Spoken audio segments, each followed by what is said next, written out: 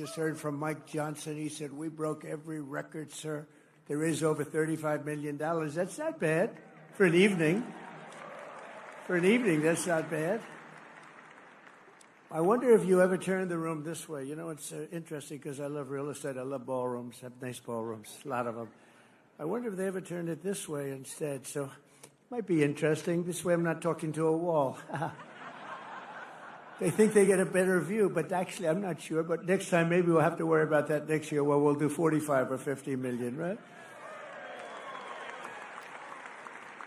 I mean, a lot of people, you broke your record attendance and you broke your money record, and that's a great tribute to the Republicans and the party and everything it stands for. And it's wonderful. And I want to thank especially Speaker Mike Johnson because he's been incredible. We're making a fortune with tariffs, $2 billion a day. Do you believe it? I was told $2 billion a day. You know, I get hit by the press about tariffs. We're making $2 billion. This isn't 35 million, that's peanuts. $2 billion a day. And then they say, gee, they don't know. You know, this is only the enemy can be talking this way. In addition, we have a lot of countries coming to see us that want to make a deal. And we're doing things that nobody's ever even thought about doing. And we're going to defeat the radical left Democrats who are out there complaining about everything. All they do is complain, and then they want to put men and women's sports and things like that. They want men and women's sports. They're still fighting for that. I saw this poor guy. You all know him. I won't mention his name. He's sort of a nice guy. He's a loser. He's a Democrat, but he's a loser. And he was fighting on a big show this morning. We've got to have that. It's not fair that, essentially, that men aren't allowed to compete against women. Can you believe this guy? But we're going to win the midterm elections, and we're going to have a tremendous, thundering landslide. I really believe that. And it's so important that we pass the big, beautiful bill, because that's going to be, and I really think we're helped a lot by the tariff situation that's going on, which is a good situation, not a bad. It's great. It's going to be legendary. You watch, legendary in a positive way, I have to say. It's going to be legendary. But I really think it actually puts pressure on those few Republicans that just can't get there. You know what the alternative is? A Democrat bill or a chapter for the country. You know, we have the debt continuation, and they have to do this. They have to get there, and I think we are there. We had a great meeting today. I think we are there. But just in case there are a couple of Republicans out there, you just got to get there. Close your eyes and get there. It's a phenomenal bill. Stop grandstanding. Just stop grandstanding. Boy, oh boy, oh boy. You know, their policy, the Democrats, is horrible. It's horrible. Think of it, open borders, just all of the horrible, stupid things they have. You don't have energy, you don't have anything. They've lost their confidence. Everything is bad. But the one thing, they always vote in unison. You don't see somebody that's holding up. I'm going to hold up. And the alternative is hell. You know, the alternative is hell. So the Republicans just have one little thing the Republican Party has to do is get together and damn vote. If you're a single guy or a second guy, and you fight like hell for what you get, and then in the end you have to vote because the policy is phenomenal. You know, they don't get every little ounce. It doesn't work that way. And this bill that we're working on now is the best I think we've ever passed. Mike, wherever you may be, it's the best.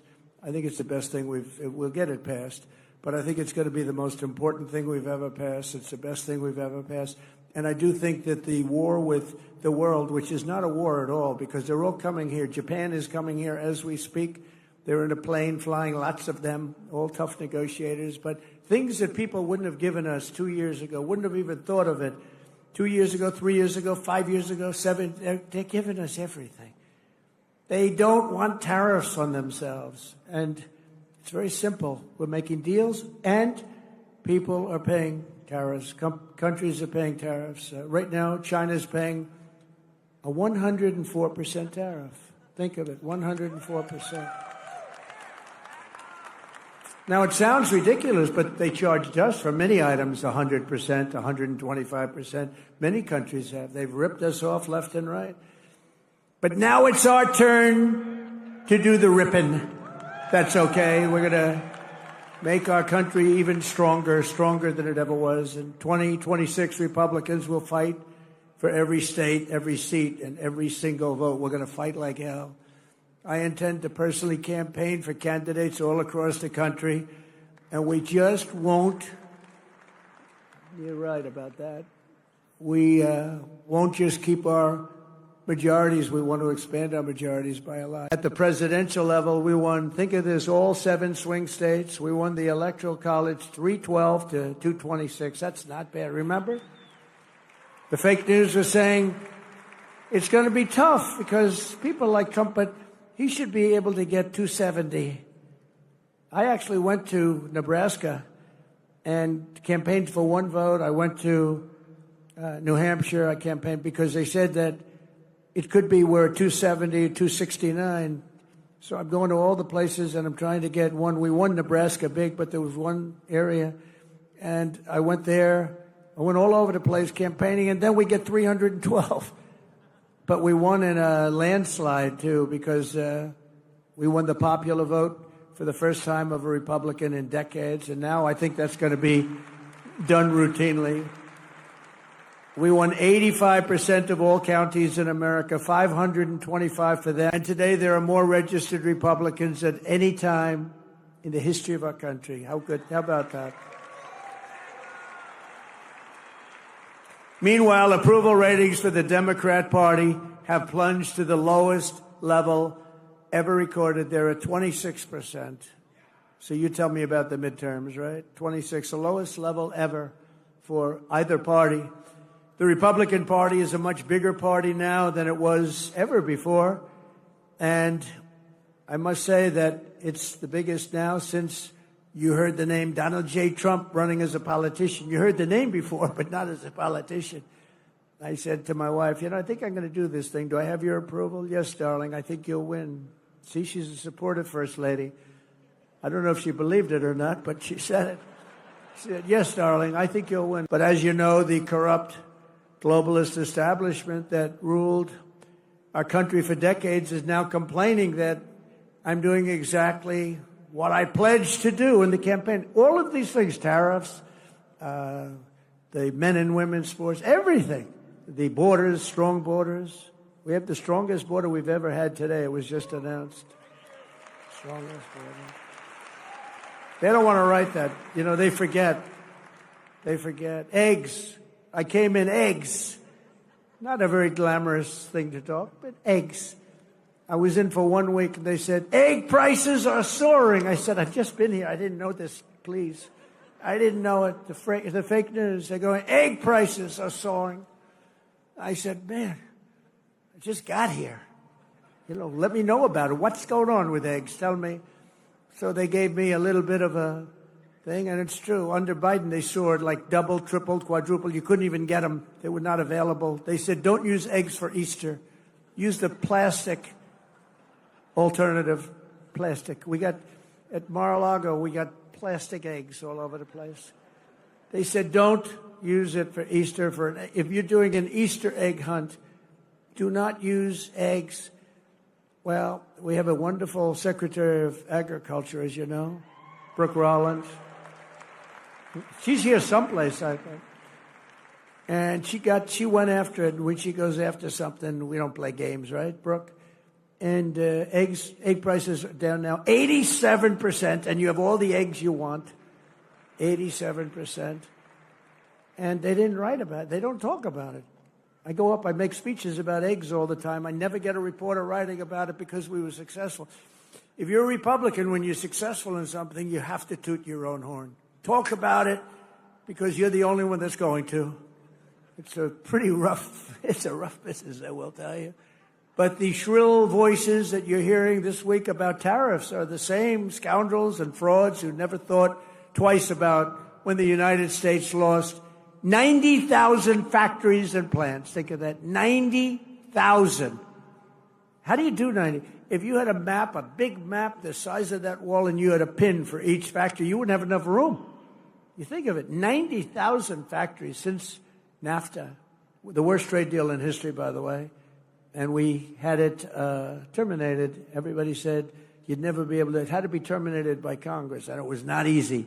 It was so bad. You know, the people have a lot of, it's very interesting, they have a lot of power. They have a lot of political power. It's hard to get even a bad deal terminated, but we did do it, and we got USMCA, and that's been really great. But when they cheat, it's not so good. And they cheat. They do cheat. You know, I respect Mexico, I respect Canada, but they cheat like hell. You know, Canada charges for our dairy products 270%. Nobody knows that. They charge you 2% for the first 2 cartons of milk. And after that, you go up to 270. And the press says, they've only charged 2%. No, that's for the first 2 cartons. So it's, you know, we can't have that. And we have to be wise to it and get along with everybody, but we have to call people out.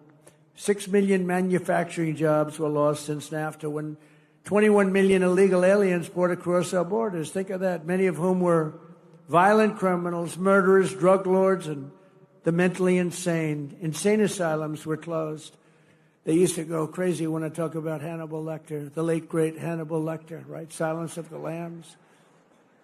The fake news would say, why does he talk about that? He's a fictional character. He's actually not. We have many of them that came across the board. He's actually not. But when the people went to the voting booth, then we understood why he talked about that, because they voted for us. They said, we don't want Hannibal Lecter in our country. The great Hannibal Lecter. He was a very important force, but the press would go absolutely crazy if I mentioned Hannibal Lecter's name, because they said he's a fictional character. No, but it was making a point, and the point is they're emptying mental institutions and insane asylums. Not anymore, they're not. Insane asylums into our country. We had numbers, the likes of which nobody's ever seen anything like. But the same people now telling me about how to deal with China are the ones who sold out America for decades to China. For decades, they gave up to China. I'm the only one that you know how much? China's paid almost $700 billion in tariffs under me. And then they say, Donald Trump hasn't been tough on China. They say Trump hasn't been tough on Russia. Okay, here's the story. Nord Stream 2. Did anybody ever hear of it? It's the biggest pipeline in the world. I closed it. Russia had it. I closed it. Putin told me that's the worst thing. You're supposed to be friendly with me. I'd hate to see you as my enemy. I closed Nord Stream 2. When Biden got in, he opened it up immediately. It serviced all of Europe, going to Germany. It serviced all of Europe. We closed it, and they say, oh, he wasn't tough on Russia. I was very tough with the sanctions and everything else. And by the way, just for your information, we're trying like hell to get the fighting stopped between Russia and Ukraine. A thing that never would have happened if the election wasn't rigged. We had a rigged election, and we can say it and say it loud and say it proud because the election was rigged, and we can't let that stuff happen anymore. Go to paper ballots, go to same-day voting, go to voter ID, go to citizenship. You have to prove your citizenship, a little piece of paper, and you won't have it. Sort of disappointing because a lot of Republican governors, they could do that. Same-day voting, paper ballots, very sophisticated paper, actually. It's all watermarked. You can't cheat. Very hard to cheat. France went that way. They were like us, and they were having very bad elections, very crooked elections. They had 37 million people. They voted. They had a winner. They had a loser. They went home. That was it. 10 o'clock in the evening, it was over. With us, you ever see, we have these machines that cost a fortune. And they say, we think we're going to have the final vote tally in 2.5 weeks. And wait a minute, this is election day. You ever see where in California they were counting votes 4 weeks later? And then they say, and by the way, all paper costs 8% of the machines. Why is it that Republican governors aren't going to it, okay? What's going on with our Republican governors? If nothing else, you say, even if it was just the same, and it's not, nothing's foolproof when it comes to voting, but it's pretty close. But it costs 8%. In other words, you can have your election 8% the cost of the machines, and you get an accurate count. So it's pretty amazing. I was going to say before that in Nevada, that when I came up with the no tax on tips, I think that's why we won by a massive amount. And interestingly, they came up about a month and a half later. She was making one of her few speeches. She didn't speak too much. for a reason, good reason. She's making a speech, and in the middle she said, oh, and by the way, we will have, everyone's falling asleep, we will have no tax on tips. That place booed the hell out of it. They said, you're a little late on that one, because I was worried they'd copy me. It was so good. They steal our intellectual property. They rob our trade secrets. They manipulate their currency to levels that have never been seen before. Today it was announced that China is reducing its currency. Did you see that? Big. In other words, they're going to make up for it. They got every trick in the book. I'll tell you, they are great. You got to hand it to them. They're manipulating their currency today as an offset against the tariffs. Not supposed to do that. The game isn't supposed to be played that way. It makes it very hard for us. But in the end, it's not good because they have to buy oil. See, we don't need oil. We don't need oil and gas. We have more than any other country. They have to buy it. That's where it hurts them when they do that. It costs them twice as much. They're made in other countries, and you pay a number. The same package in our country compared to like London and other places is sometimes 10 times more. 10 times more. Something that sells for $88 in London sells for $1,300 here, made in the same factory by the same company. And that's over. I told them all that's over. They put all of their research and development money. They put everything. But what they don't tell you is that these other countries are smart. They say you can't charge more than $88, otherwise you can't sell your product. And the drug companies listen to them. But we're going to do something that we have to do. We're going to tariff our pharmaceuticals, and once we do that, they're going to come rushing back into our country because we're the big market. The advantage we have over everybody is that we're the big market. So we're going to be announcing very shortly a major tariff on pharmaceuticals, and when they hear that, they will leave China, they will leave other places because they have to sell. Most of their product is sold here. And they're going to be opening up their plants all over the place in our country. Here's a guy that goes out, and he goes to an intelligence hearing or whatever you might call it, and it's supposed to be secret. He'd walk out. He'd either make a call off the record, just a crooked Adam, shifty Schiff. He's a shifty Adam. Or he'd just go out blatantly and have a news conference. And because it had to do with me and my family, he'd go out and have a news conference. And he said, you've got to remember, he knows it's a hoax because he made it up with Crooked Hillary. So he knows it's a hoax because we're dealing with human beings on the other side. He'd say, Donald Trump Jr., the son of the President of the United States, will spend many years in prison because of what he's done with Russia. Now, think of that statement on a human basis. I have a son, a young son, who is being told that he's going for prison on something he doesn't even know what they're talking about. He said, Dad, I don't know what's going on. They keep talking about I'm involved with Russia. I don't know anything about Russia, I swear to you, Dad. And yet, Adam Schiff goes out and makes a statement about a hoax that he made up that he knows is false. How bad a human being do you have to be? If we slash taxes on American workers and producers, our economy will soar, jobs will surge, manufacturing will boom, and our country will prosper like never, ever before. We got to get this big, beautiful deal done. We got to get it done, and get it done now. Don't wait 2 weeks. See, bad things happen, crazy things happen in politics. Just get the damn thing done and stop showboating. A couple of people want to... Sure, we got to get a little bit more. A little bit more, you know what you're going to get? You end up getting nothing. You end up getting a Democrat bill or worse. In the past 11 weeks, we've already created 350,000 jobs. It's unprecedented, including 10,000 manufacturing jobs that we haven't even started yet.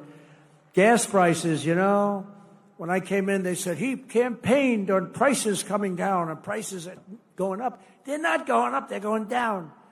Gas prices are way down.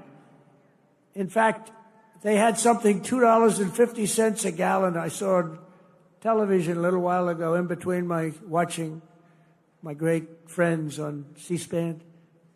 I saw that the prices are down to 250, 260, 275. It was, when I came in office, it was 350, 375. But prices are coming down. Prices on groceries are coming down. Prices of eggs are down like 87%. 87, they got me with that. I told you. Before I even got in office, they were telling me they're down close to 87%.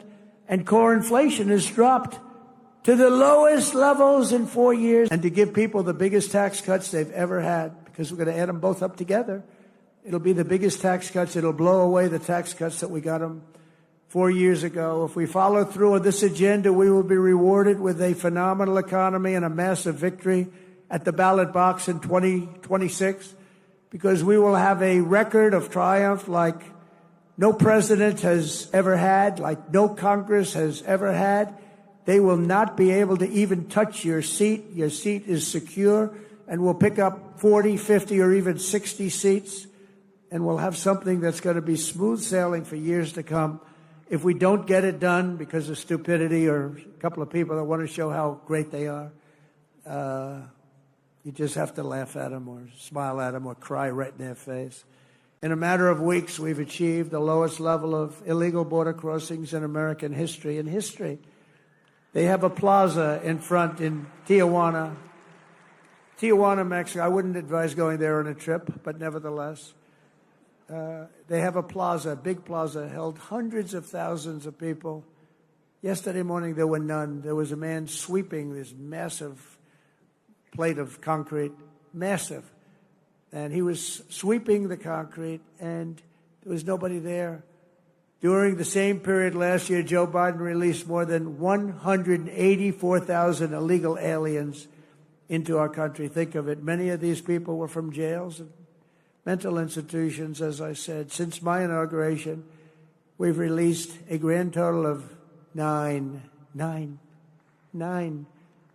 And they were all, in all cases, medical emergencies. We did that for medical emergency reasons. To quickly bring down the cost of energy and lower the price of everything, on day one, I declared a national energy emergency to drill, baby, drill. We're drilling. Oh, we're drilling. I withdrew from the unbelievably expensive for us, the Paris Climate Accord. So we were paying, it would have cost us $1 trillion, $1 trillion. China doesn't come into it till like 2035. Russia's based on a 1992 standard when the air was dirty. India was based on a very low standard. Except the United States, we had to pay immediately. We would have spent trillions of dollars on that scam. And it sounds so nice. The Paris Climate Accord, what a beautiful name. Isn't it beautiful? It was a ripoff of the United States. And today I signed historic executive orders to unleash coal production to the highest levels ever.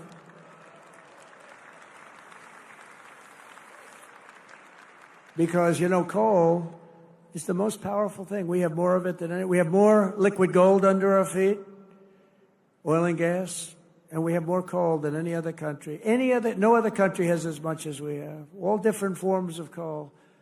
And take a look at China. They're building 2 coal plants a week. Think of that, 2 a week. We are screwing around with wind. Oh, wind.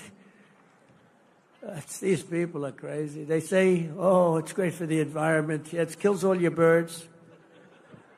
You want to see a bird cemetery? Walk under a windmill sometime. Got birds all over the place. They're screaming for help. They got whacked.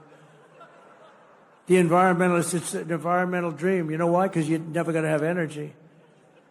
They're the most expensive form of energy there is. 10 times more expensive than clean natural gas, 10 times much more expensive than coal, and they're very unreliable. We're also joined tonight by a number of brave souls who were recently released from Hamas captivity. Hamas is just a disaster, the level of hatred. Where are the people? Hamas? They understand what that's all about. Where are you?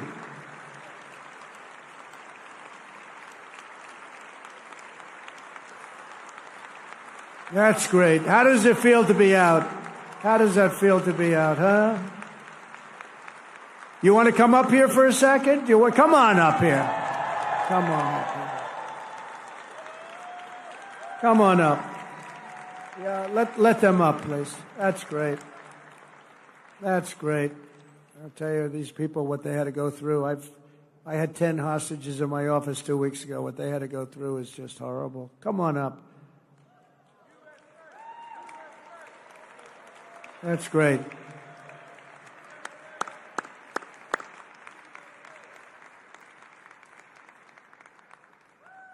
That is so nice to see you.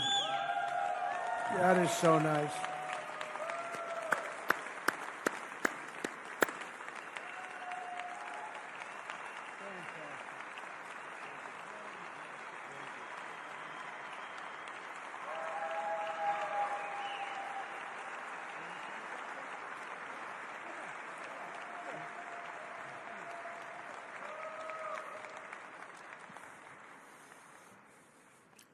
Thank you. Thank you very much, President Trump.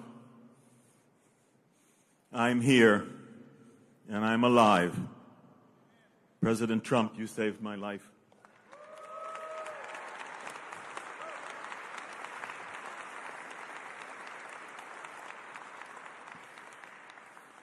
You saved the life of 33 hostages that because of your efforts and you're setting the hostage crisis at the high priority of what you are doing among all of the